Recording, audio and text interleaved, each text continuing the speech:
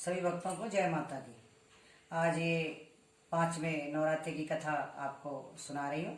सभी कथा का आनंद लेंगे। ये 5वां नवरात्र माता स्कंद माता का है। तो इनकी कथा इस प्रकार है। माँ दुर्गा जी के 5वें स्वरूप को स्कंद माता के नाम से जाना जाता है।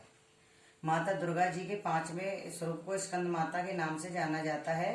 ये भगवान स्कंद कुमार कार्तिकेय नाम से भी जाने जाते हैं।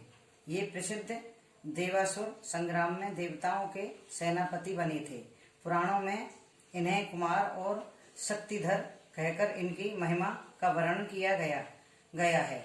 इनका वाहन मयूर है, अतः इन्हें मयूर वाहन के नाम से भी अभिहित किया गया है। इन्हीं भगवान स्कंद की माता होने के कारण माँ दुर्गा जी के इस 5वें स्वरूप को स्कंद माता नाम से जाना जाता है। इनकी उपासना नवरात्र के 5वें नवरात्रि के पूजा के 5वें दिन की जाती है।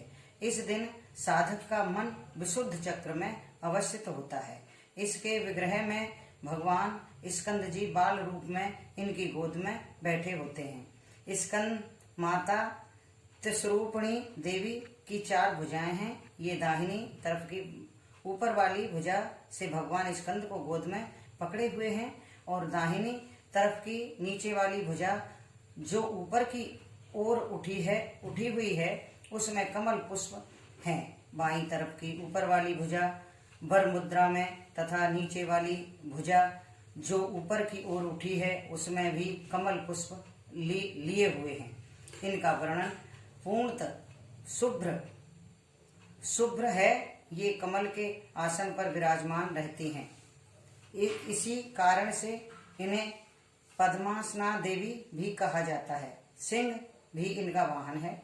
नवरात्र पूजन के 5वें दिन का शास्त्रों में पुष्कल महत्व बताया गया है। इस चक्र में अवस्थित मन वाले साधक की समस्त ब्रह्म क्रियाओं एवं चित्त व्यक्तियों का लोप हो जाता है। वह विशुद्ध चैतन्य स्वरूप की ओर अग्रसर हो रहा होता है। उसका मन समस्त लौकिक सांसारिक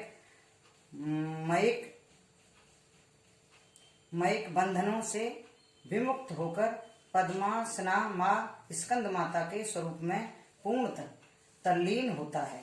इस समय साधक को पूर्ण सावधानी के साथ उपासना की ओर अग्रसर होना चाहिए।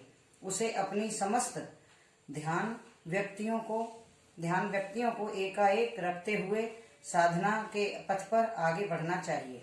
माँ स्कंद माता की उपासना से भक्त की समस्त इच्छाएं पूर्ण हो जाती हैं। इस मृत लोक में ही उसे परम शांति और सुख का अनुभव होने लगता है। इसके लिए मोक्ष का द्वार स्वयमेव सुलभ हो जाता है। स्कंद माता की उपासना से बाल रूप स्कंद भगवान की उपासना भी स्वयमेव हो जाती है। यह विशेषता केवल इंद्रिय को प्राप्त है। अतः साधक को स्कंद माता की उपासना की ओर विशेष ध्यान देना चाहिए। सूर्यमंडल की अतिष्ठा त्रिदेवी होने के कारण इनका उपासक लौकिक तेज एवं कांति से संपन्न हो जाता है।